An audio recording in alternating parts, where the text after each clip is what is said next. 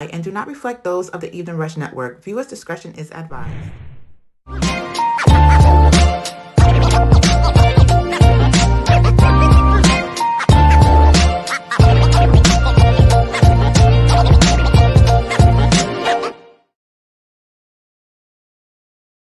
Yo. Usually you hear claps and applause and all that other good stuff, but prayers out to my good brother Sean Don. Hopefully everything is fine in his family. He had a little bit of emergency, and he's usually the man behind the scenes with all the claps and the applause and the laughter and all that other good stuff. But we're gonna give you still the same energy, all right? Yeah, we're gonna give you the same energy. This is Plugged with Molly and Joe, and our guest host for this season, Zachariah Israel. Shout out to Zach. Yo, we definitely appreciate your input, everything you bring to the show.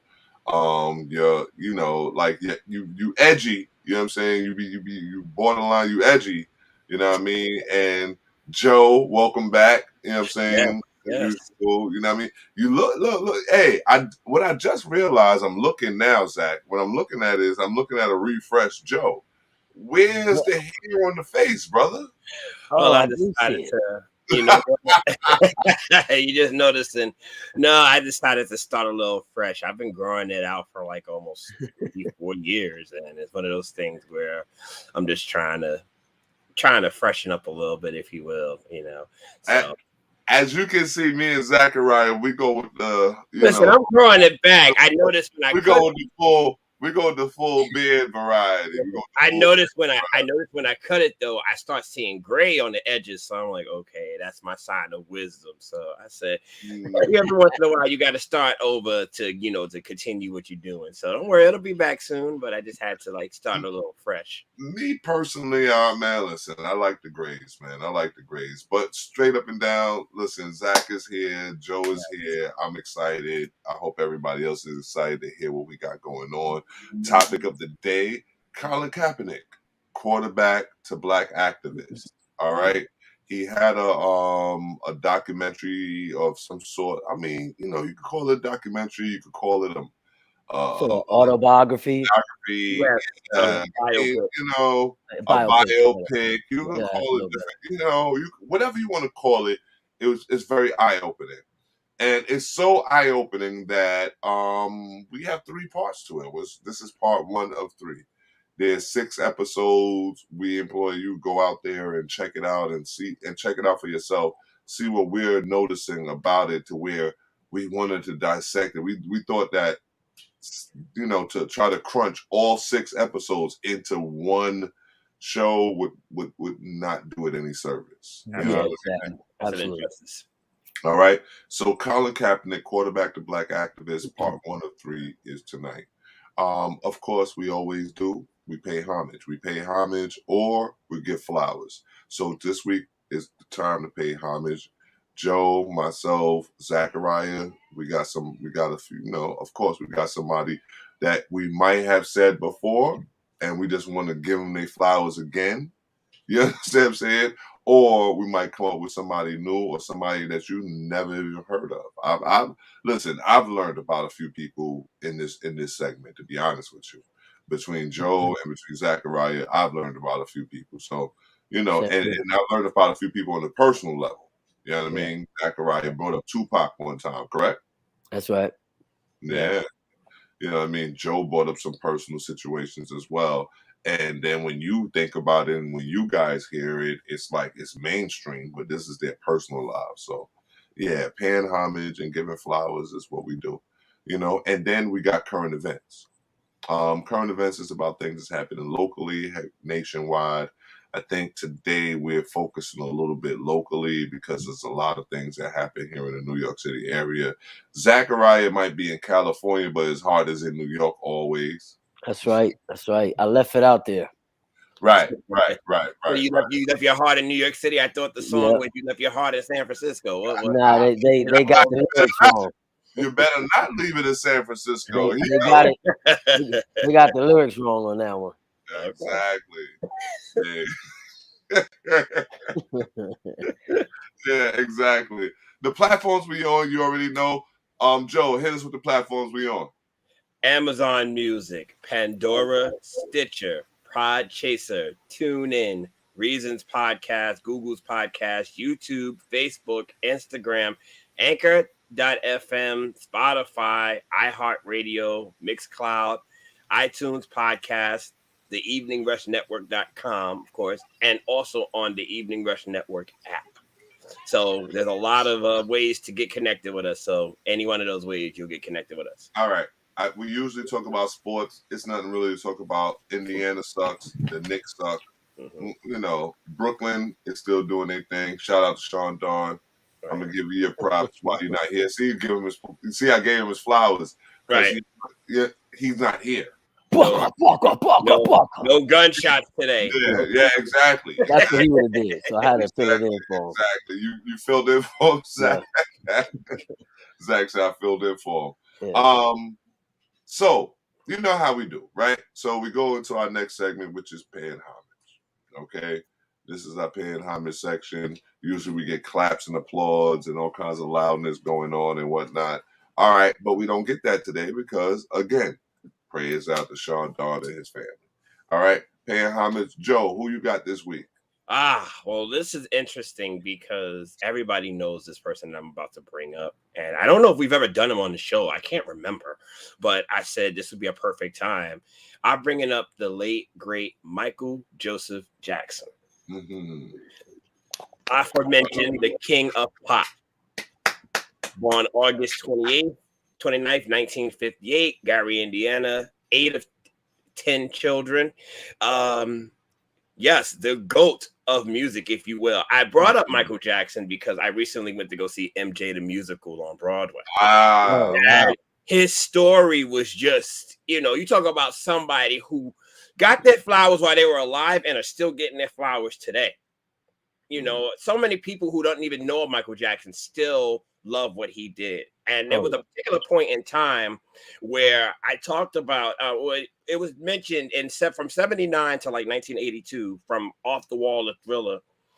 Michael had renaissance, if you will, of his music and of his career. He wanted to be known as the biggest Black artist to date. So when he did Off the Wall, it didn't really receive a lot of accolades. And it made him mad because he thought that he did so much. Like he took his soul and put it into all of that. And he didn't get any accolades. And he was upset for a long time. So what did Michael do? He went back into the lab and created Thriller. Which shocked everything, killed everyone. So when I hear that story, I'm sitting there going, this is somebody who really took his ball and ran with it and said, you know what? Y'all gonna make me look like this? Watch what I do next. And I was watching the 1984 American Music Awards. He won like 8 or 10 awards in that show. And after he got the third one, he came up to the mic and said, can y'all hear me now? Oh, when wow. I heard that, I said, Mike is telling y'all something. He's like, listen. And he's very humble. He's very quiet. But he was like, can y'all hear me now? Like, y'all want to mess with my stuff before? Like, I'm getting everything right now. And his way of being cocky, but at the same time, let y'all know Michael Jackson ain't going nowhere. So I wanted to pay homage to that because he showed us how to do it, especially in the music industry. He showed us how to overcome the obstacles. If y'all don't look at him and say, well, that's a prime example of what we should be doing in the music industry, and still kept his nature until the day. And not just the music industry when it comes down to Michael Jackson, because humanitarian, period. He was one of the biggest humanitarians, and he was about our civil rights. He was in the fight. Yeah. Because when you talk about songs like "They Don't Care About Us," listen, I don't care what nobody said. That song inspires me to this day.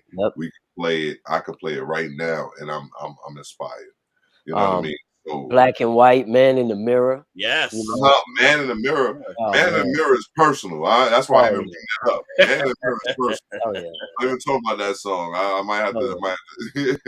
Might have do something to you or something. You know what I mean? That song is personal. That's just between me and the man in the mirror. Right. So, Zach, who you got this week as far as who you're paying homage to? Well, we're gonna keep it along in stream with the theme. So I'm gonna music Music? Yeah, Okay. music. We're gonna bring up the late great Marvin Gaye. Ah, That's my wow. man right there. Um, Woo! you know, a pioneer of his era. You know, he's been dubbed the Prince of Motown, the Prince of Soul, responsible for subgenres like Midnight Love, Neo soul. you know, neo soul. You know, so I mean, just such an originator and also revolutionary in the way he wrote songs. Everything was heartfelt. We know him most for things like, you know, sexual healing, you know, heard it through the grapevine, let's get it on. But, you know, my personal favorites as far as what he has done are the songs that were more, you know, centric to what was going on. So things like What's Going On, right? Mercy, Mercy Me, Yes. you know, Inner City Blues. Absolutely. You know, so that's my personally, I like those songs a lot better. But you can't help but put on Sexual Healing when you're having a nice romantic evening with the woman. You know what I mean? I mean those songs will never be Oh, topped. when he did You that, know. that national anthem at the Lakers. Oh, Yes. oh wow, 83. Yes, that was a oh wow. moment. You know, so just you know, an icon of music that can never ever be forgotten. And you know, sad the way he went out. I believe which was on his birthday. The day Um, before. day by his, before, by his shot father. by his father. You know, who was remorseful after the situation, but just a tragic ending to such a great life. And someone who was just so full of life and staying positive and spreading all that love in his music. So, shout outs to Marvin Gaye, man. You did your Well, thing. I got a quick note. Well, Bill Cosby used to say he used to listen to Miles Davis Kind of Blue every day when he first started his comedy career because that was like his energy juice. I listened to Marvin Gaye What's Going On at least once a week, the whole album from start to finish, just to get my juices flowing and to see what my mind. I think I need to follow that. I think I need to follow suit because because when you said it, I understand. I get where you went with that. You know what I'm saying? Yeah. Like I understand, and that's something that we have to just get more in tune with our ancestors, man, because they had a message, all of them, and it might have been through music, it might have been through different things, it might have been through poetry, it might have been through just straight up writings. You know what I mean? But our ancestors always was talking to us, man, and you know we always got to get back in tune with it. You know what I'm saying? And and that just segued me into who I paying homage to, and that's the great Ray Charles. That's Ray Charles Robinson Sr. Another one. Yeah. Perseverance. If perseverance was a person, if you know, like you know what I'm saying, like if surviving was a person, like everything about this man, when you look at his story, when you look at what he's done for the history of music, how can you do that and you're blind? Yeah, exactly. You know what I'm saying? You are physically blind. No, producer, put that back up, man. Listen, you know what I'm gonna advocate for in this moment. In this moment, they're gonna stay up. You understand what I'm saying? We'll be the background. We the background singers from now on. How about that? You know what I'm saying? We want Ray Charles to stay up as long as we talking about it. We want Marvin Gaye to stay up as long as we're talking about it. We want Michael Jackson to stay up as long as we're talking about it. You feel me? I'm gonna start spending 3 picks of each. Yeah, Camouflage. Whatever. It doesn't matter because it's about them. It's not about us. That's right. You know what I mean? That's I don't right. care if That's anybody see me. That's You understand what I'm saying? I'd rather these men who help create who I am. That's right. Be on the spotlight. You understand what I'm saying? So yeah, Ray Charles is all right. So I'm gonna read what they got here. Was an American singer, songwriter, pianist, a composer. Among friends and fellow musicians, he preferred being called Brother Ray. He was often referred to as the genius. Charles was blinded during childhood, possibly due to glaucoma. Charles pioneered the soul music genre during the 1950s by combining blues, jazz, rhythm and blues, and gospel styles into the music he recorded for Atlantic. He contributed to the integration of country music, rhythm and blues, and pop music during the 1960s with his crossover success on ABC Records, notably with his two modern sound albums. So when you look at a man like this, and that's just a little scratch on it, right? So they said in 1960 he made Georgia on My Mind. People know about that song. Georgia, you know that song, right? Oh All yeah. right. And So then the amount of people that he influenced, Nat King Cole, Quincy yeah, Jones, Frank yeah, Sinatra, all of these men that he's touched their lives to make them better people. And then these men also touched the lives of the rest of us. Man, listen, Ray Charles, man, you couldn't see, but listen, you powerful. yeah, yeah, Yeah. yeah. Well, I mean, look, I mean, also think about, remember, Stevie Wonder was known as, he called him Uncle Ray. You know what I mean? When he first, little Stevie Wonder first came on the scene. So that's another influence that we see what he's done in his career. So Ray Oh, Charles was like the foundation behind all of it. And then everybody yeah. else just came off and, did their own thing. But Ray Charles deserves so much more credit than what he's gotten.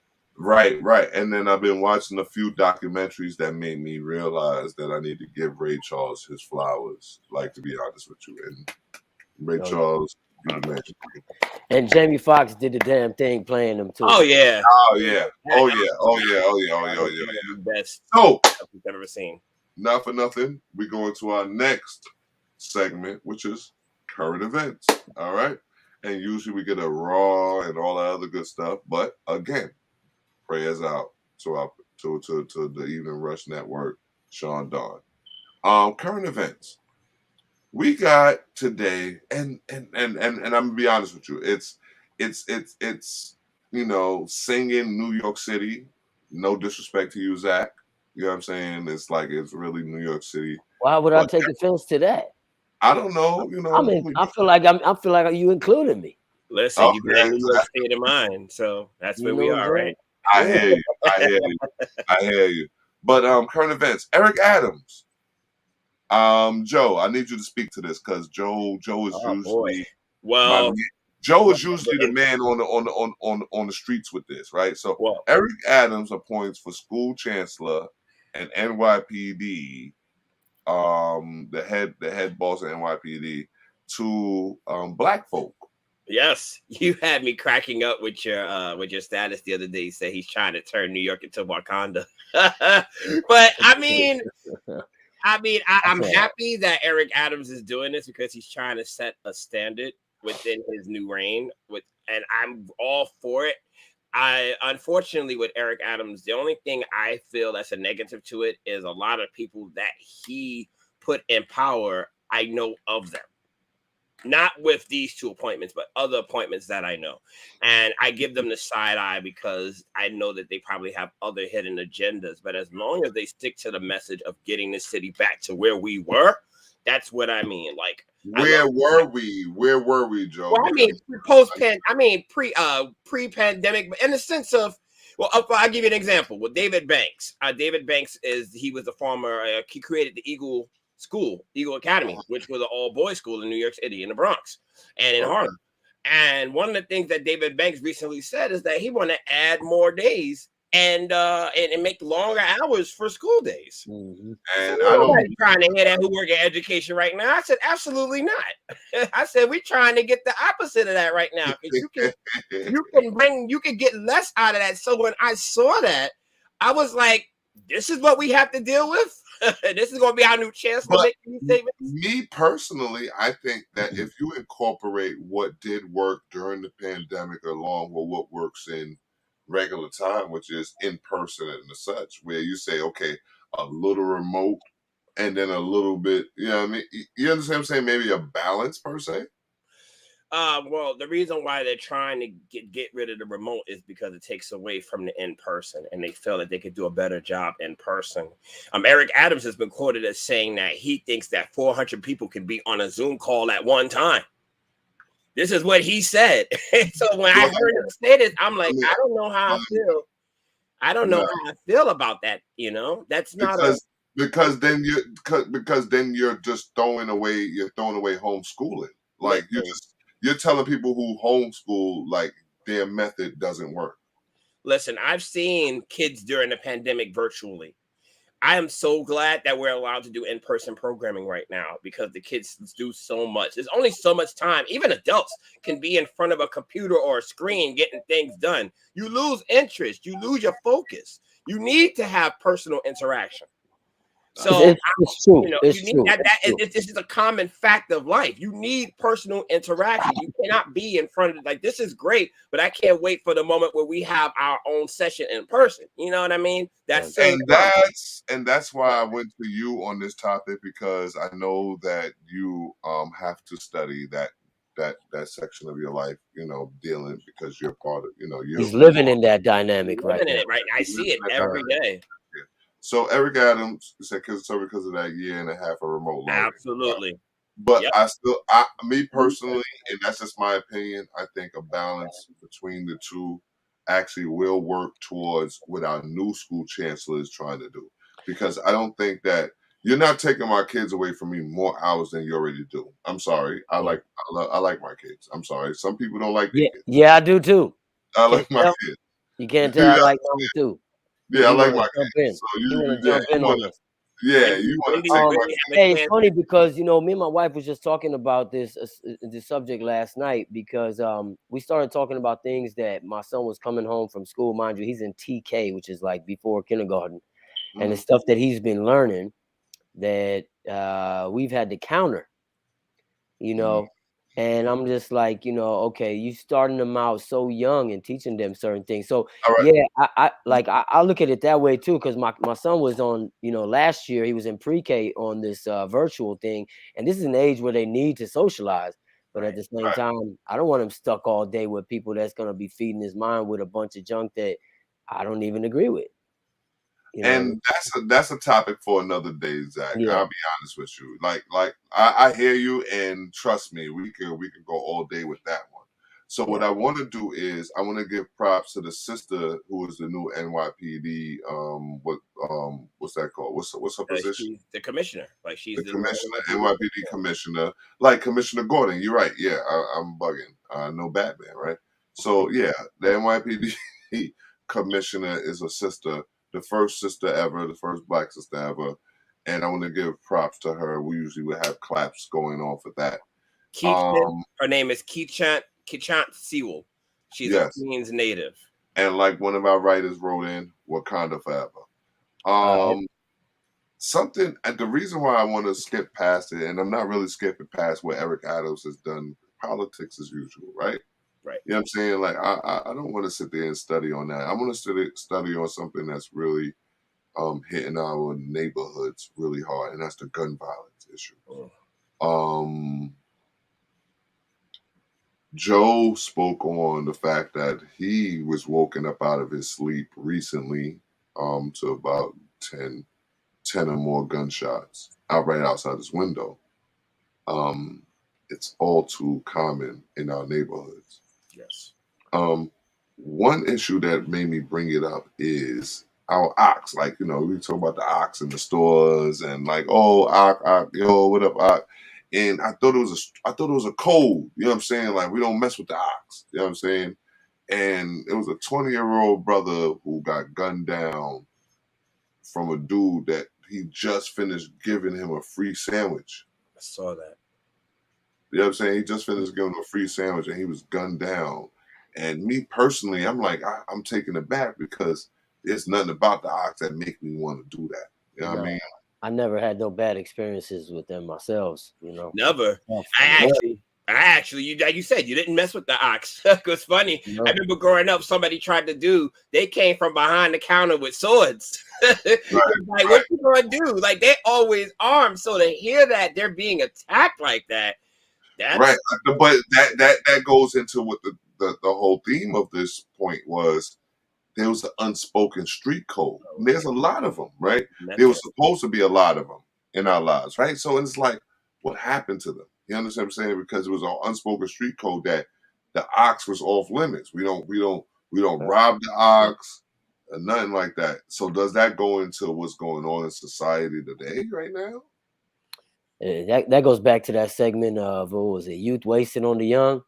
These kids is not getting schooled properly, man. Like they're not getting the OGs, like you mentioned in that episode, that they're not getting schooled. The OGs are not taking time no more to school them, and they're not listening anyway. There's no respect. There's no respect for the elders anymore. Nah, they feel like it's their time. They're not trying to hear anything that we have to say. I mean, I consider myself an elder because I'm older and working in that environment. They don't care about what we have to say. They're trying to live their life. So they're not afraid to die. They don't fear death. They don't fear there's no code. Anything. There's no code anymore. There's no code anymore. They don't fear death, or they don't feel wasting their lives away in the consequences of what their actions are, right? I mean, basically, right? So what I'm going to say is right now, there's two topics that we were supposed to speak on in current events, and I believe we can bring them back next week or what have you. One is climate change. There's things going on in our cities, in our neighborhoods that we really can't explain. So we're going to talk about that maybe next week. And then also that's happening, the spike in COVID cases across the city, across the nation, across the world. Like it's happening in sports. People are closing things down. So we're going to have to talk about that, you know what I'm saying, as we go along. But something that was really deep to me, Joe brought up, you know what I mean, and it deals with mental health. Let's throw it up there. You know what I mean for this week. You know what I mean is basically a meme that we throw up there, and we speak to it, right?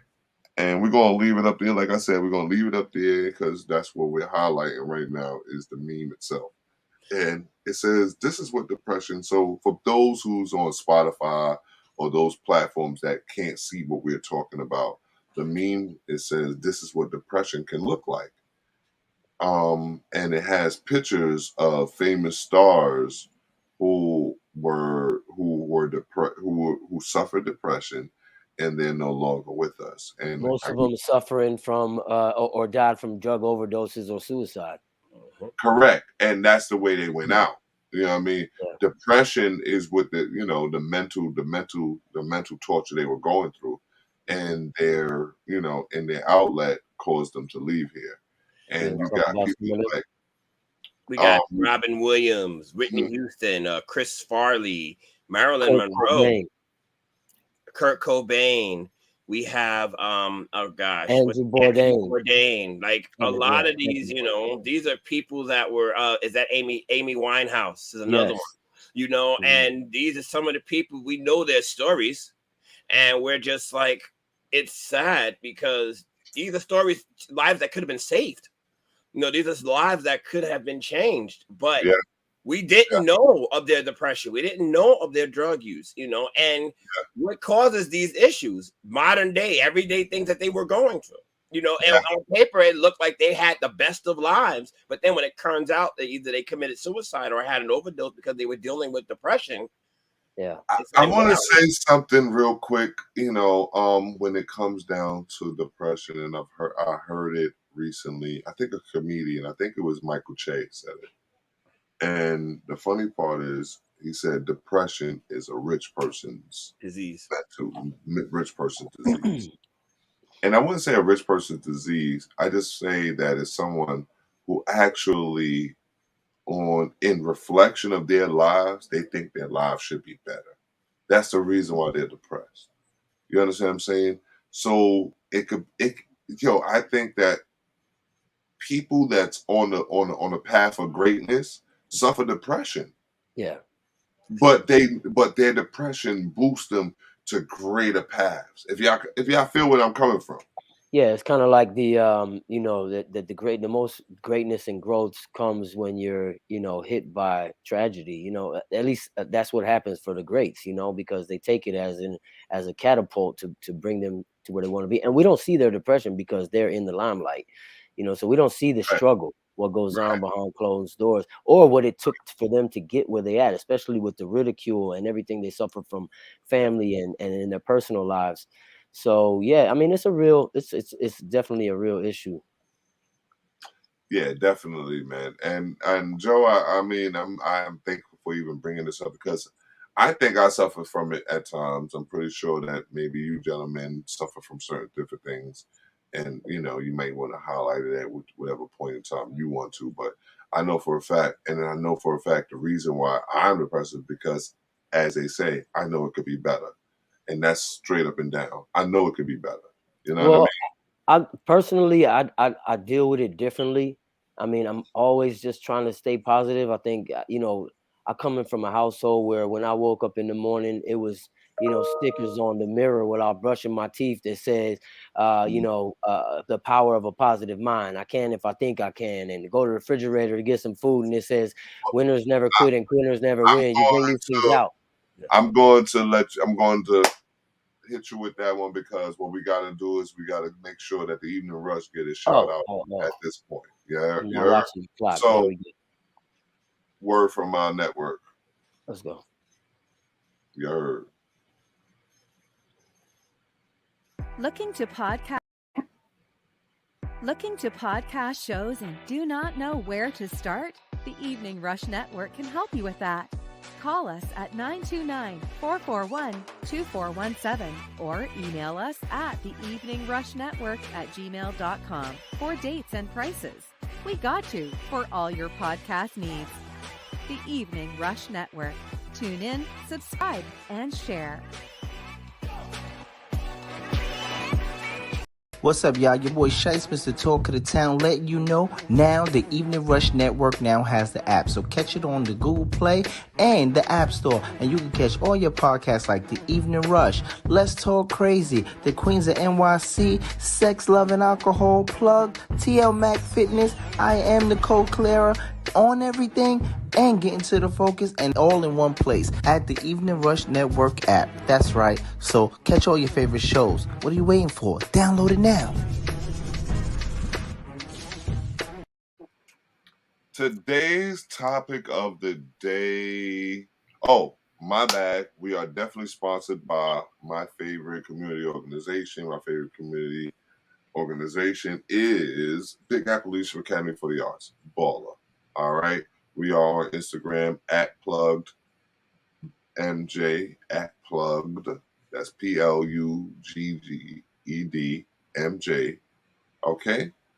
And today's topic is Colin Kaepernick, from quarterback to activist. So what we're really discussing today is Colin in black and white. And this is one of 3 parts. Okay. Like I said, we agreed that there was more to it than to just be able to try to fit it into one little half-hour segment that our brains is going to be able to dissect it in so many different ways. All right. So my first question, you know, and it's not really a question, it's really a statement, is what I've noticed about this documentary, or whatever we want to call it, is that it's actually shows us the making of a modern day revolutionary. Zachariah, do you agree with that? Absolutely. And I think I said it on a previous segment, just where I just threw in there that I think we were talking about his football career, and I was like, maybe that wasn't his path to begin with, you know, because we all have certain goals that we set out to do in life, and you know, it's not always the path you end up on, you know, and sometimes, you know, you're led by circumstances that is actually leading you to where you're meant to be. Right. You know, so, and I think that's what it was with this man. Joe, is he a symbol of what a modern day revolutionary is? I wouldn't necessarily say a symbol, but I say he's an example. There are different forms of revolutionaries, but I think the Colin Kaepernick is somebody who realized who he was as a person, or realized his overall purpose. And that doesn't necessarily make you revolutionary, but it makes you somebody who's aware of what society and what this life is and how this system affects us. So I'm happy for the fact that he was able to realize these things and do what he needs to do to continue not being a revolutionary, but being somebody who's for the cause, being somebody who's for the betterment of us. And all his actions showed nothing but that. So he's an example, because there are a lot of other examples. But I mean, if that's how you have to get across to modern day people who want to find themselves within themselves, by all means, go ahead and do it. Okay, so then I mean I hear you, and as in they do in cards and poker, I raise you because I feel like that he is the example of what modern day revolutionary is, because I when would you look agree. at in Colin in black and white, it's really there. It's there. Everything that he spoke on, everything that influenced him influenced us. Now, mind you, it influenced him on the end where it was something that was hidden from him at one point. Then all of a sudden, it was exposed to him, in all his glory. What I'm saying is that we know for a fact that all of these things, the parallels between what the revolution today and how did we get here, listen, it's sort of same, correct? I mean, I think that the mindset of just what a revolutionary is, at some point they come to terms with, okay, I'm gonna speak, especially people in the limelight, they either have to make a choice. I'm gonna speak for what's right, and it's not about my personal endeavors anymore. And I think Okay. that's what a true revolutionary is. You're gonna put the issues or the stances where you need to be heard first before your own personal endeavors, you know. And he Okay. definitely did that by sacrificing his entire career. When the first episode came on and he started comparing, which we're gonna get into, but the draft is compared to the slave auctions. I said, okay, he realizes he's never Right. playing football again. Right. And I just wanted to lay out what a modern day revolutionary is, and that's what I feel like Colin Kaepernick is an example of. So what we're going to go into right now is Colin in black and white. In the beginning, right from the jump, he spoke on the draft combine and slave trade and the similarities to what it is. And I know I've spoken on it before I even seen Colin Kaepernick even speak on it. Whereas they're prodding and poking at us and making sure, seeing how fast we run and all of these different things. And what is different than the slave trade, correct, Joe? It's the same instance of Dr. Frances Welsing in her book, The ISIS Papers. She also referred to this back in the day as far as the NFL and all sports. She was able to compare all sports to something that happened during the slave trade or during slavery. How they looked at us when they, a buck breaking is what they called it, and they broke us down and they demasculated us. Sorry, emasculated us. So there's so many parallels between the combine and the slave trade, because it's there, except Right. instead of selling our minds, you're selling your bodies. You're selling Right. your bodies for money. And it's like, what can you get out of the body? Right. So you get all of that out of the body. And then when the body dies, you just find another one that could come in and do the same thing. But it's like, I think with the sports is now they're having to upgrade because they're realizing you can't get so much out of a certain age. So you get them younger, you get them faster, you get them stronger, or they make them more hybrid now. So it's a modern way of So, doing it. Zach, what do you say to the same thing? Well, I mean, it's definitely the same. The parallel is there. I mean, if you look at it, even the training camps, if you look at how he shows it, in that first episode where men are standing with their arms out and their arm span is being measured, their height is being measured, their speed, their agility, their how high they could jump. And it's the same thing they did in the slave auctions to see, all right, I want to pay for the strongest slave that could work the longest and The value. work the hardest. You know what I mean? That boosted their value. Same thing with the value of a player. He's whoever's faster, stronger, has better hands, quicker Right, feet. right, He's higher in value, See, and then they're auctioned off, right, exactly, just like the slave trade, correct? Like, Yeah, oh, absolutely. who's going to get the biggest contract and such, Right. because I actually want people that hear this to go and do their own research. Like when you hear us, when we talk, we want you to go and do your own research. Absolutely. And when you say what makes a modern day revolutionary, if you ask that question, right? So you look at the things where you sit there and we think outside of the box. We'll think about the draft combine and the slave trade, how that's similar. What about our hair culture? You know what I'm saying? How we might wear our hair. I wear my hair in cornrows. Zachariah wears his beard full with a ponytail. Joe wear his dreads. We are very expressive when it comes to our hair. You understand what I'm saying? So um Colin Kaepernick spoke about the cornrows, right? So we talk about that, right? We talk about the hip hop influence, right? And that goes hand in hand. The hip hop influence plus the cornrows, right? And then the black barbershop, as as we want to call it. He speaks to all of these different things that he came into contact with. You guys actually live this. What do you say about those different things that actually influences us? I'll speak to what I got from Colin's aspect of life. I believe, from what I saw, it was him discovering these aspects of it, because he didn't necessarily grow up in those aspects. He learned as he got older, and he's trying to figure them out.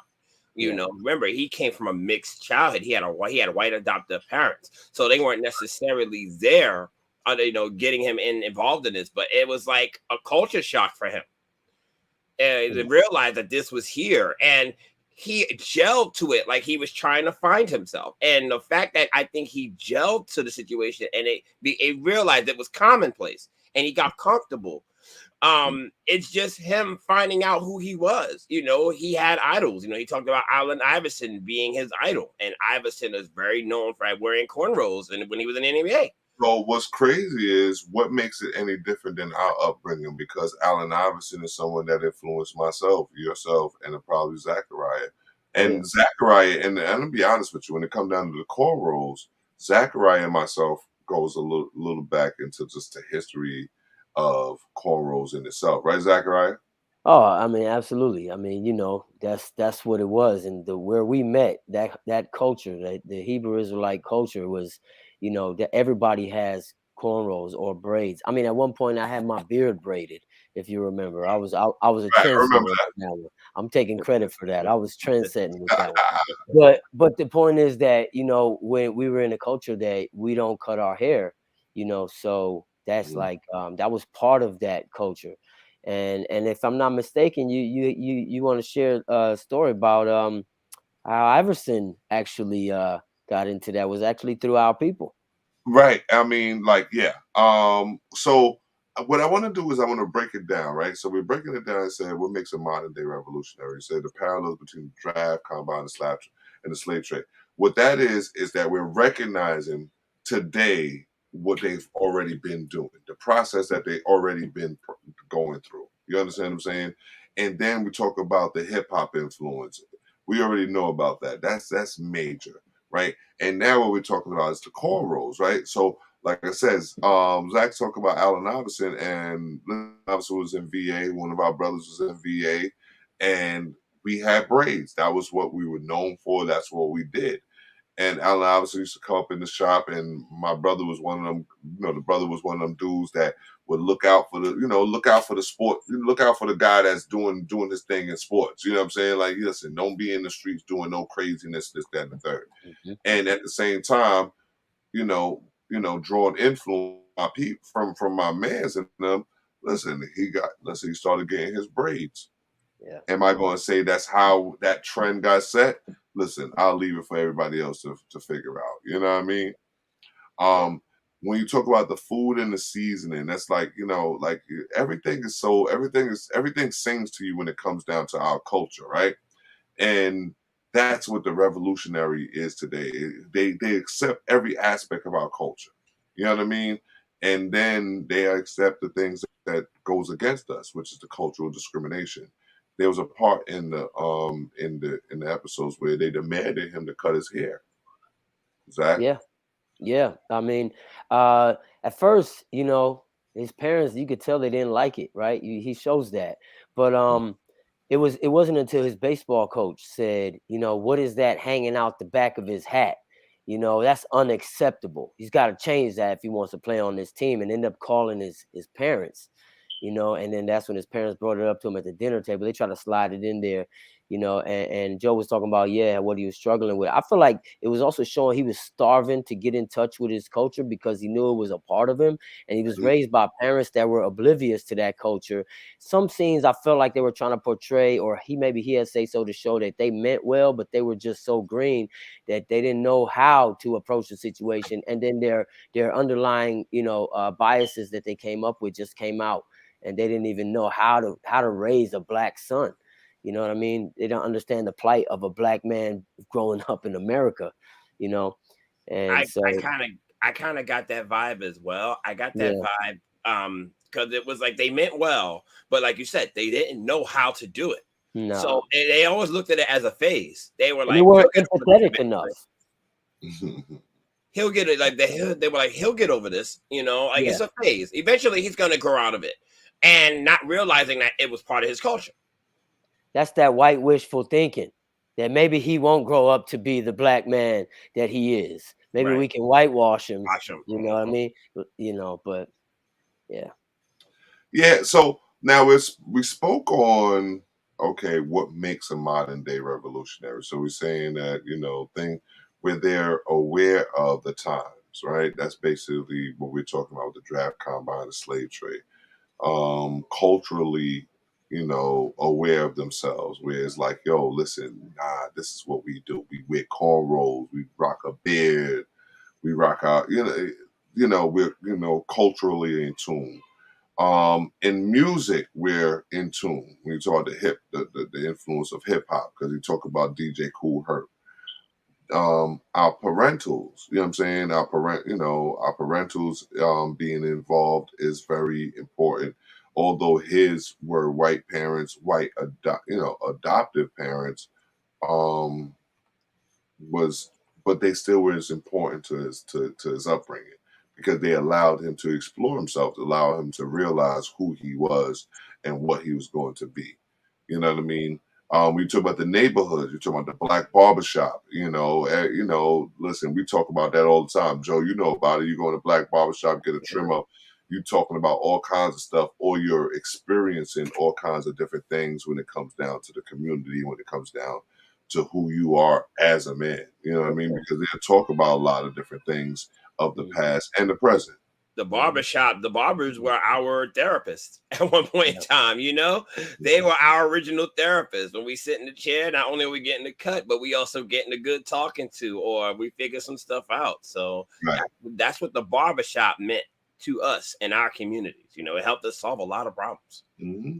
There's a shirt, there's like a barbershop jargon, you know, or conversation that goes on if you go in there. I mean, coming up, I had that in my neighborhood, you know, and Nakshawn, he grew up where I grew up, and he was a barber at our local barbershop, and Yeah, I remember. so we used to hang out there, you know, and it was, you know, that was part of it. Yeah, but I feel like music, food, the barbershop, you know, these are all essential parts of what black culture is in America and in the home. This is what you grow up around, and you know, even down to what is called soul food. Am I wrong?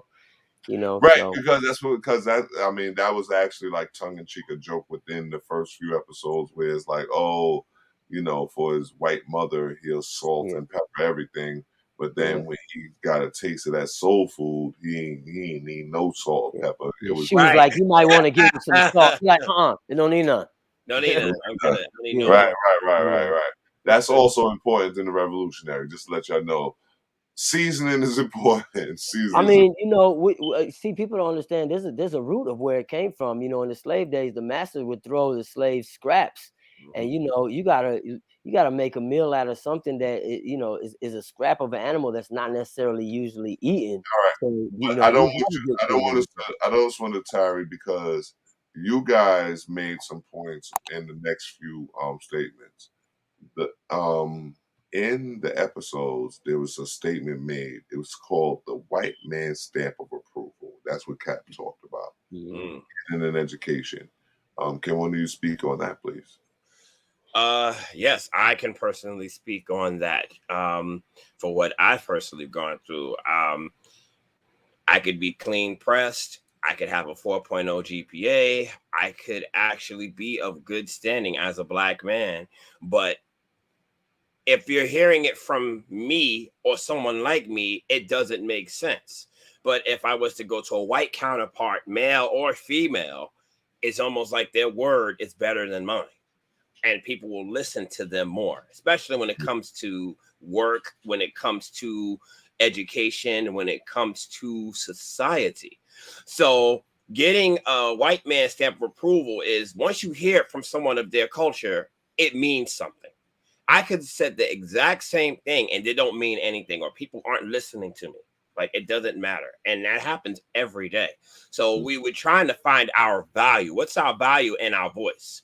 And that's what it means. Or if you go through a way of living, that means more than a black way of living. So that's what I get of when I hear a white person stamp. Because when you talk about it in 2011, Kelly William Bolar was convicted of a felony and sentenced to 5 years in prison for sending her daughters to a high-performing school outside of her school district, unknowingly breaking a law called boundary hopping.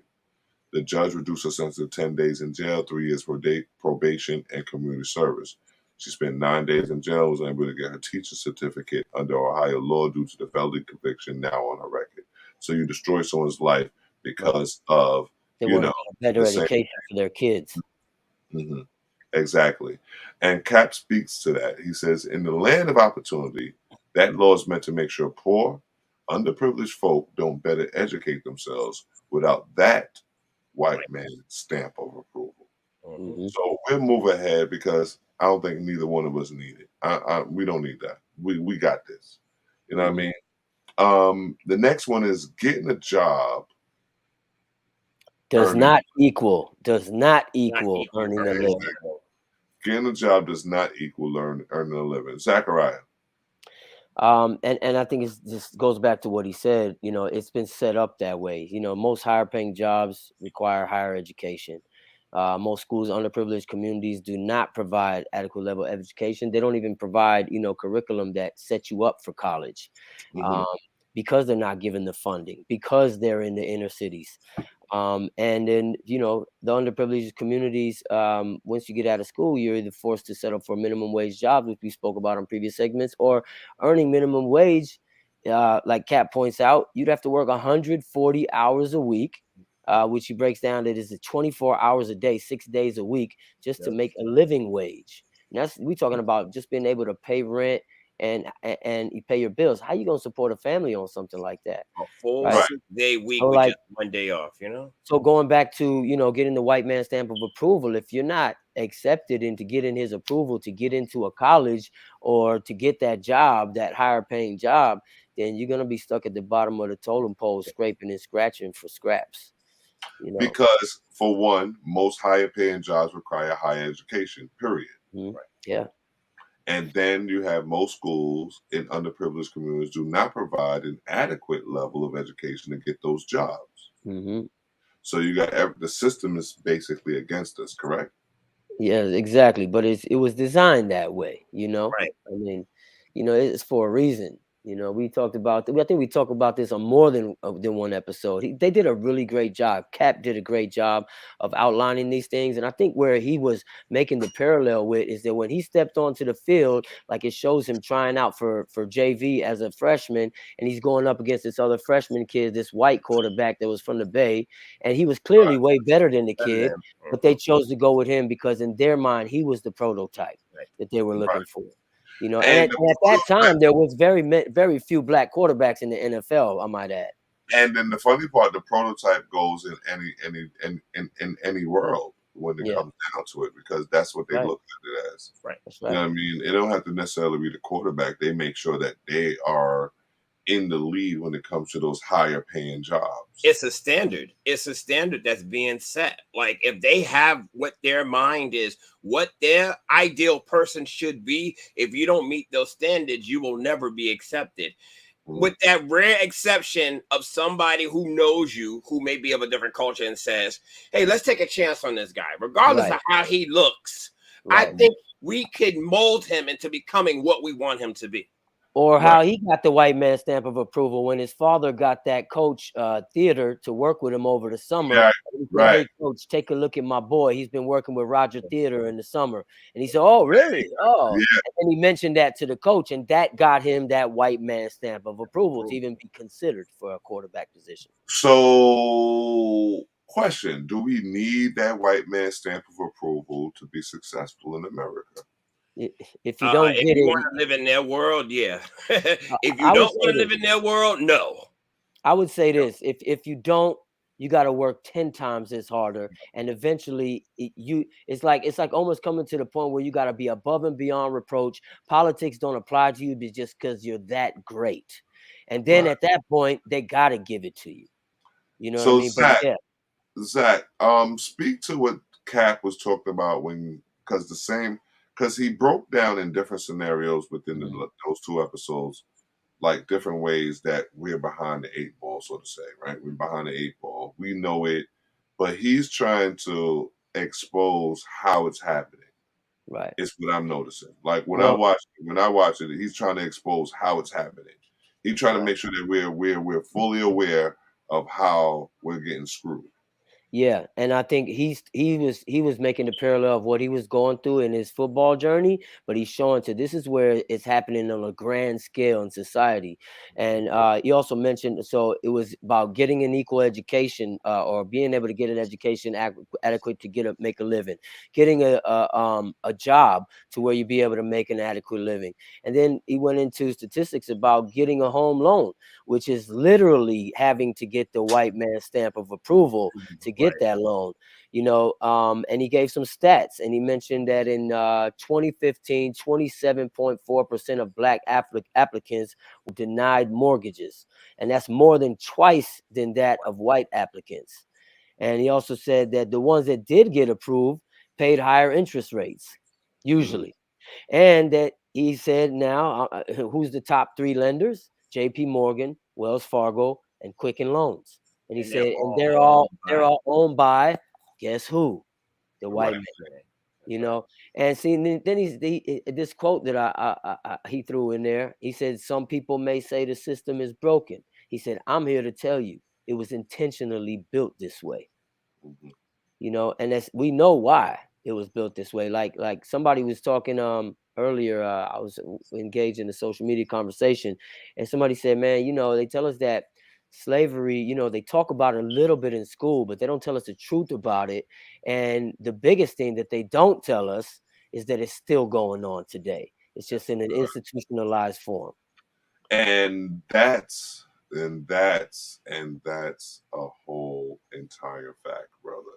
Like, and that's just just the tip of the iceberg when it comes down to the Colin Kaepernick story. He's opened up our mind to so many different ways to how we're getting screwed in a sense.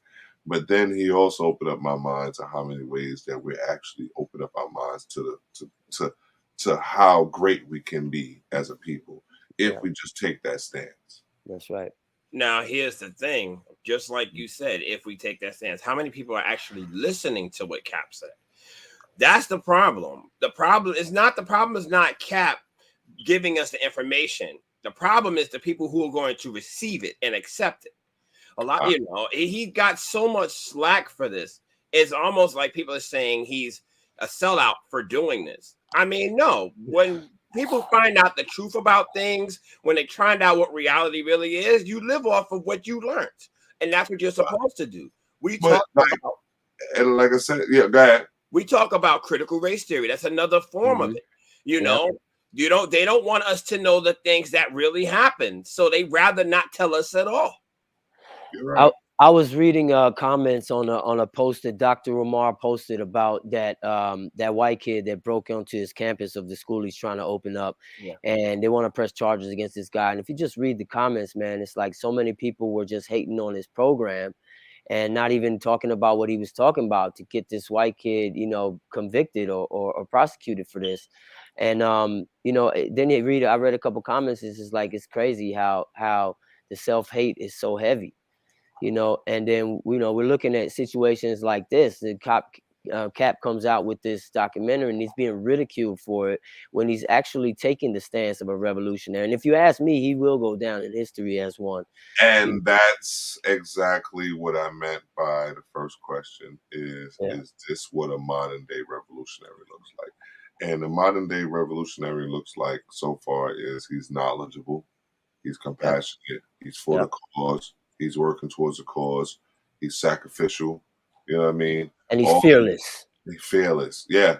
And just to say to you, Joe, to you, Zachariah, I look at you guys as the modern day revolutionaries, and I want you guys to continue on this journey with me, because as much as we're trying to dissect what Cap is doing, we're really trying to understand ourselves. You know what I mean? I know that for a fact. I know I'm trying to understand myself. I know Joe is still trying to understand himself.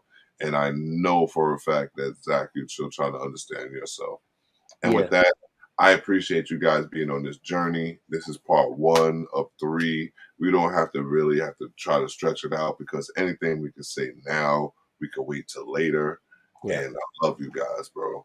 Love you guys too, man. Appreciate you more. And that's Molly and Joe. Peace.